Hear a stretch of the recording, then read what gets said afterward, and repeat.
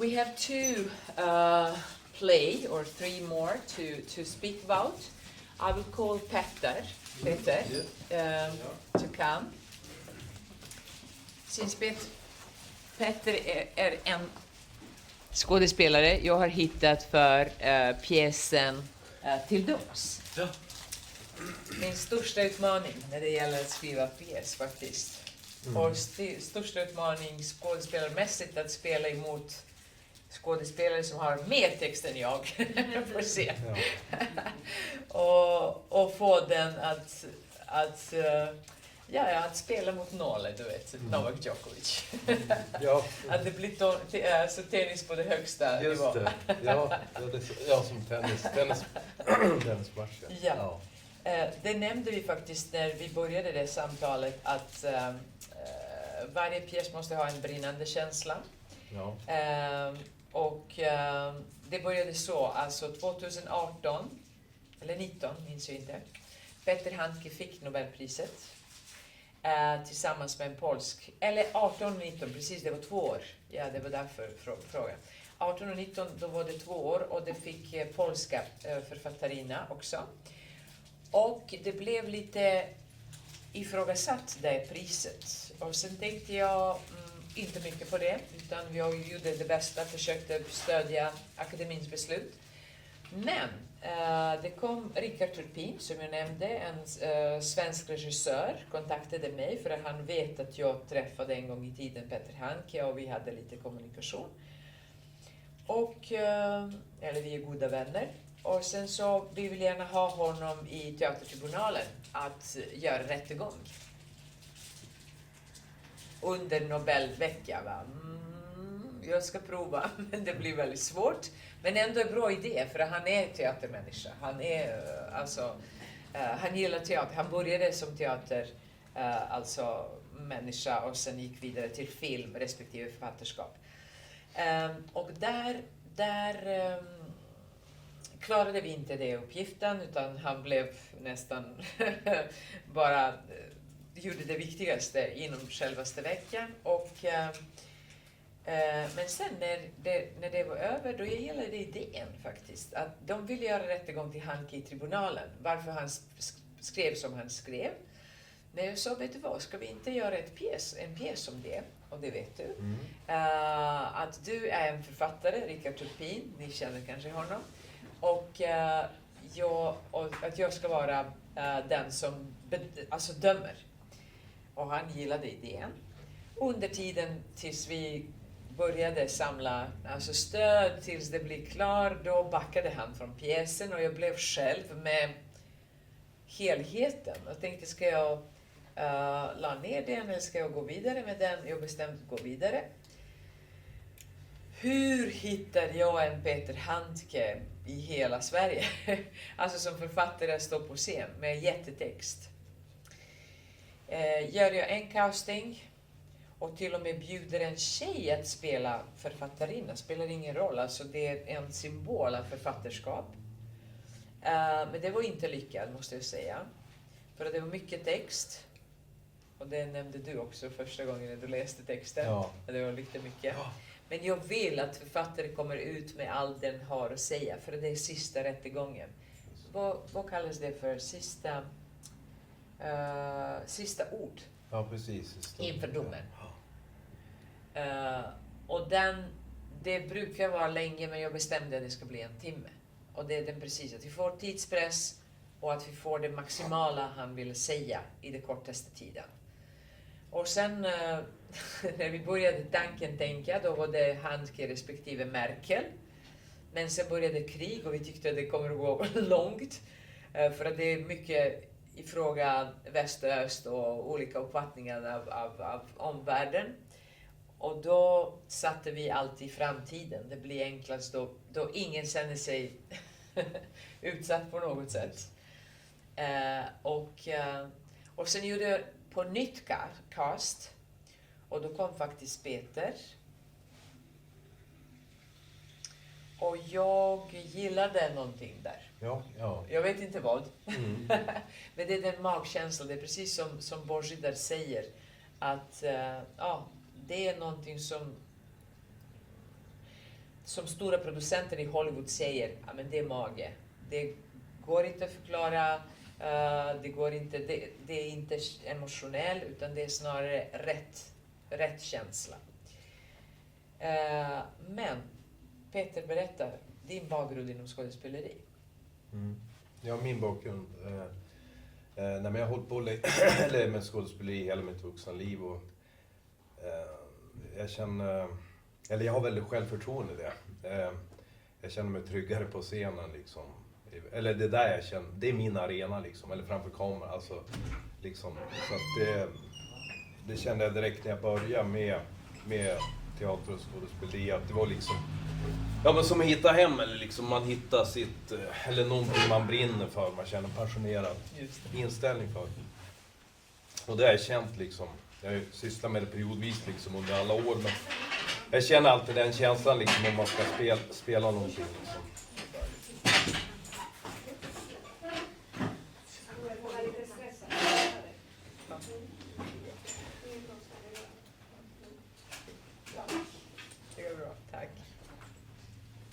Det är lite trögt, men ja, kulturlivet är, alltså, jag har hört att dagens dag är ganska fyllt med folk överallt och jag är väldigt glad för det.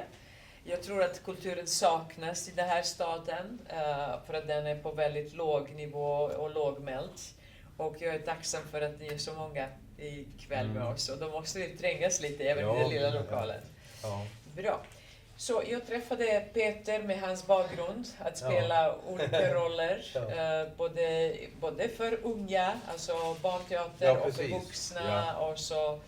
Men jag gillade någonting som var kontrast, som jag ville faktiskt uppnå. Att jag som kommer, låt oss säga, jag är inte svenskfödd, att det blir en sån och en som är genuin svensk skulle jag säga.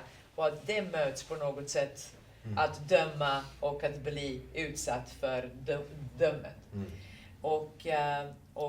Men enda jag var rädd, det är mängd av texter. Och jag tror om du minns det, jag frågade dig 5-6 gånger. Kommer du klara? Ja. Kommer du klara? Kommer du klara? Ja. För att tjejen innan klarade inte. Nej. Och du sa ja. Jo men absolut, jo men det kände jag. Jag visste att jag skulle klara, för det är jag van liksom. Det är bara en del av. Och det är bara inspirerande. Det är också det, alltså ju större roll jag får, desto mer inspirerad. Det är därför jag håller på med det liksom. Just det jag sa där, att man vill, alltså jag vill stå på scen liksom. Det där, annars är det ingen mening att hålla på med det. Så att, jag menar, sen finns det jättemånga bra typer av roller, men liksom, det var väl det jag gillar, just mer än den här rollen då liksom. Eller vad ska jag säga, nu låter det, men alltså bara min ego, då får jag utlopp för min egokick, men det är såklart inte det som är huvudet. Varför jag sysslar med det, det är en del. Men sen att man vill berätta det här, eller historia tillsammans liksom. För att det är en ganska tuff eller tung bit man har att bita. Och jag tror att det är värt att satsa på något sätt, åtminstone från mitt perspektiv. Ja. Jag nästan gav en gåva för en skådespelare att göra det bästa av någonting som ger mycket material. Ja men precis, men det kände jag att det var, vad säger man, vissa, det var en tacksam text liksom, eller en tacksam text och vad säger man, hugga in på och sätta tänderna i. Liksom när man sysslar med, eller känner jag, sysslar med skådespeleri, det är som vissa roller kan kännas tacksammare än andra på något vis. Eller, alltså man får just att, det här eller man ser potential. Om man får manuset eller ser texten liksom, eller jag får en vision. Just det. Få någon, hur det kan bli liksom, i förlängningen liksom. När man har satt, det är en process, man fått eller med efter alla repetitioner och fått in texten då och så vidare. Och det var en kort tid också. Ja. Du minns, vi träffade i oktober om jag minns. Och vi hade november redan premiär. Ja men precis. Ja, just det var intensivt. intensivt. Ja. Precis, det var mycket intensivt. Men jag är väldigt tacksam för att du var en klockren medarbetare och tog bara massor med texter på en gång. Jag hade också lite texter, måste jag säga, som jag slåss med. Men att en som bara kommer utifrån och bara kör rakt igenom och var inte rädd. För att ibland skådespelare har svårt och de inte förstår. Alltså hur ska jag spela den? Det går inte att göra någonting. Nej, jag kan inte det. Alltså, jag fattar inte hur du tänker. Nej, du var väldigt öppen som jag förstod. och bara lyssnade, ställde fråga och bara följde på något sätt. Det tyckte jag var väldigt enkelt samarbete, skulle jag säga. Jo, nej men precis, det är väl, där är man väl olika liksom, men jag är väl lite så, det är som, eller ungefär som om man ska framföra en dikt på scenen. Då kan, alltså jag känner, det är att jag får jag behöver inte förstå exakt varje ord, eller det behöver inte kunna förklara så här logiskt som att beskriva en matteuppgift. Man får bara en känsla av texten och då har man den inom sig, om man tror så att eller det är min tro, då kommer det att förmedlas ut till publiken liksom. Att man tror, eller ja, tror på det själv, eller alltså man får bara innebörden av vad det handlar om, budskapet liksom, kärnan i det. Och så premiären i Tribunalen, Teatertribunal. Och du fick jättefin kritik, om du minns, från den unga mannen som sa bara, det här föreställningen ser man inte ofta. Nej, just det. Det var något som var väldigt värt för oss. Och jag minns också när vi spelade på ABF, minns du den äldre kvinnan som sa, jag fick knockout, du bara, men det var det vi ville. Ja, det ska just det. En äldre kvinna typ satt där och sen vi spelade och hon bara satt efter, alltså applåder, samtal bara, ja, hur det känns. Hon bara, jag är knockad. Jag sa, okej, vad roligt. Och det gäller samma lag som vi sa i början, att tidskomprimerat, brinnande moment, och det är precis sista orden inför domen, som kan bli på död och liv. Och sen författaren var allt från Sokrates via Copernicus, via låt oss säga moderna tiden, vad heter han, Wikileaks, martyren Assange, för att det var enklast att på något sätt nå publiken, att vi inte pratar Sokrates, du vet, och så vidare, utan det var martyren som är dömd för att han sa sanningen. Och han är inte första och förmodligen inte sista exempel i historia att så händer. På så sätt vi vill ha en lång moment med orättvisa mot fritänkande och staten som måste följa sina regler. Jag var staten och jag var ganska jobbigt. Eller hur? Ja. Ja, för att man kan inte leva bara med rebeller. Vi måste ha något ram där vi måste röra på oss. Allt det gäller för alla. Och så du plötsligt gör något emot. Och du på något sätt saboterar oss, motarbetar oss. Du är en som påverkar unga. Det var Sokrates faktiskt skyldig för just de unga. Och då försökte jag plocka de författarens anledning. Varför gör de så? Och sen, jag måste avslöja, men det är bara för er. Centerpartiets vad heter den? Riktningar tog jag för statens, för att hur ska man skapa en statens dömning över författare? Då tog jag Centerpartiets riktlinjer, du vet, varje parti har sin lilla, vad heter den? Vad bestämmer över en parti? Politik, men de har skrivna statut eller någonting, precis. Ja, då tog jag den, för den var lite... Ja, fast deras egna alltså, statut.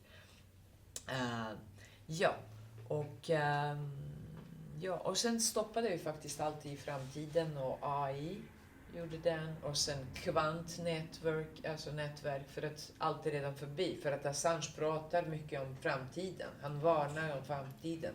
Det är inte problem i tekniken utan problem i människoväsen som kan inte hinna ikapp den förändringar och han är inte ensam. Det finns många som varnar faktiskt av den hastigheter vi just nu rullar framåt med AI och så vidare.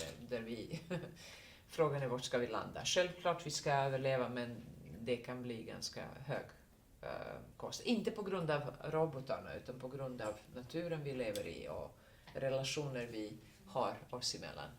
Det är den skada som faktiskt tränger sig igenom. Och det märker man bland unga och så vidare. Och det försökte jag på något sätt fånga i det lilla. För att Wikileaks, jag trodde att Assange var en som var sanningens hemlig journalist och sådär. Nej, han är filosof inom tekniken, framtidsteknik. Och det var uppenbart för mig, men hallå, vi ska varna befolkningen, alltså du ska varna befolkningen om framtiden. Man måste tänka människan. Och man måste prata sanningen. Man kan inte komma, och det är du som står hård med sanningen. Och jag går lite runt politiskt att på något sätt bevara den. Ja, det var inte lätt pjäs. Nej.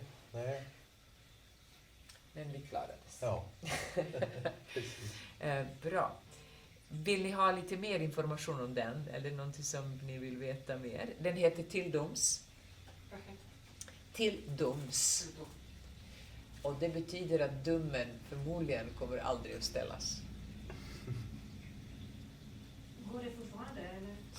Det går när vi bestämmer. Vi spelade förra året faktiskt. Ja. Det var maj, eller hur? Just det. Och det var i ABF 2 föreställningar. Mm. Den vill jag översätta till serbiska. Den vill jag få på Balkan. För att en del av court, alltså en del av dömmoment var faktiskt kopplat till Haagtribunalen och allt som händer på Balkan. Hur man möter olika sidor och så vidare. Och alla orättvisor som görs i rättvises namn. Och jag har faktiskt nyligen hört någonting som är egentligen svar på den. Bra är inte bra tills det inte är gjort på rätt sätt. På bra sätt. Bra kan aldrig vara bra om det inte är gjort på bra sätt. Man bombar. Ja, självklart, fast tills man kommer dit. Det är en lång resa, du vet. Man bombar och vill ha demokrati där. Och så vidare. På så sätt, bra är inte bra om den inte är bra på bra sätt. För att man tänker bäst, hur gör du det? Ska du slå barnen, det blir bättre. Alltså. När du översätter på serbiska, då kan inte Peter spela, eller? Peter spelar den delen som slåss för sanningen. Ja. Och jag är den som är skurk. Jaha. Och det är kluring i pjäsen, egentligen. Men skulle han kunna prata serbiska alltså på scenen? Du menar framtiden? Förmodligen blir det... Nej, just det, de får hitta. Jag får en snabb kurs. Ja, just det. Ja, tack så mycket. Tack. Det kan vi faktiskt... ja, precis. Utmaning lär mig. Ja, precis. Eller bara, vi sätter, Ja, du just vet. det. Ja. I och för sig minns du att vi hade den som skriver. Ja. Som vi tog bort. Ja, Som blev bara att den står. Det kunde bli en som tolkade. Ja, just det. För hela tanken var, om jag inte hittar någon, då kommer jag ha en som skriver ner vad han säger och han börjar tolka den. Ja, just det. Ja. Jag tänkte, gud, om han inte klarar texten, eller vem som helst inte klarar texten, då måste jag få en som ska bara läsa av det, vad han sa. Så, på så sätt, ja. Men jag som sagt öppnade nya teknologier och vi hade, just det, pjäsen hade också en 4 samtal, så vi var 4 på scen egentligen, inte bara 2. Mm. För att publiken var offentlig opinion och media var den 4:e. Har ni någon, nu avbryter jag dina tankar. Ja, det är bra. Har du någon föreställning där du har interaktiv spelning? Det är den. Det var försök. Jag ville gärna att det blir en live på media, men sen visade det sig att det var jättejobbigt att få exakt klipp. Jag vill ha historiska klipp som följer vår text. Det och säger, så hände det och det, och sen kommer det som hände. Ja, fast då var det jättejobbigt, rättigheterna, att det matchar vår tid, det betyder en tekniker till där. Timing, Och skärmen och allt. Jag sa, nej, vi spelar in bara clips som vi kunde få och sen blir det, så fort hon blev utan, vad kallas det för, utan argument, media. Du vet, när hon tappar all argumentation, då är det media. Och sen där står en elefant, och sen står Margaret Thatcher, och sen står Tito, du vet. Och bara, ja, tack, det var det jag ville säga. Och sen går vi vidare. Och publiken, ja, du vet, och hon är, jag tog faktiskt filmen, vad heter filmen? Ja, vad är det som du är inspiration till? Precis, Karaktär? Ja, men vad du nämnde, du Twilight. pratade om den där Hunger Games. Hunger Games. Eller presentatör. Eller. Om ni har kollat Hunger Games, den galna kvinnan som leder allt. Och det var hon. Så fort hon tappar orden, då blir hon lite sådär hypad. Och det är folket som älskar, du vet, staten.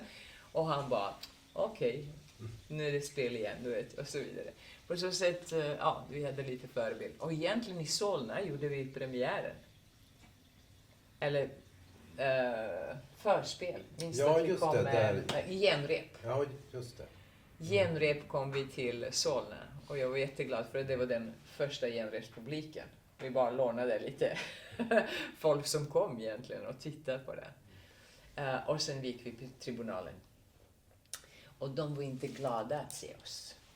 Av två anledningar. Nej, då måste jag prata högt. Först för att de tänkte komma innan oss med Assange, men klarade inte. Assange är väldigt svårt som ämne att sätta på scen.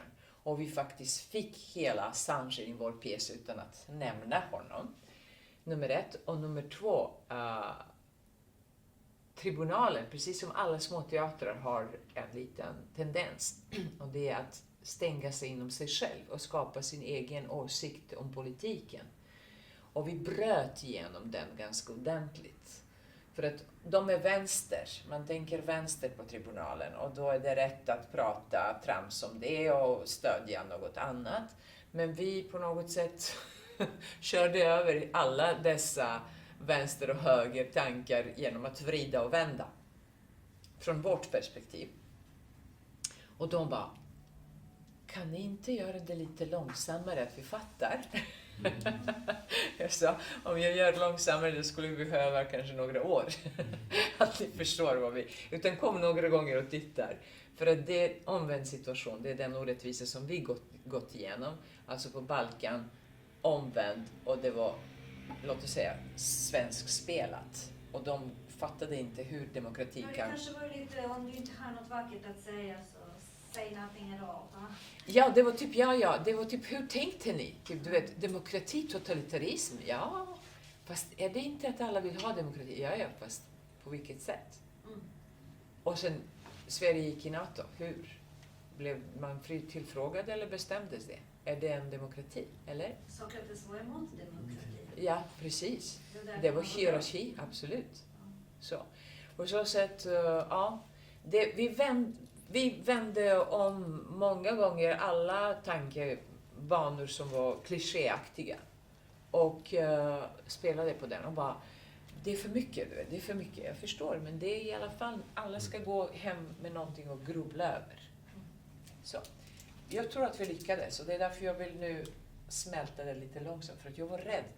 Jag var lite rädd för att vi gick ganska djupt in i farliga ämnen. Fast i framtiden, lite överspelat, lite tufft.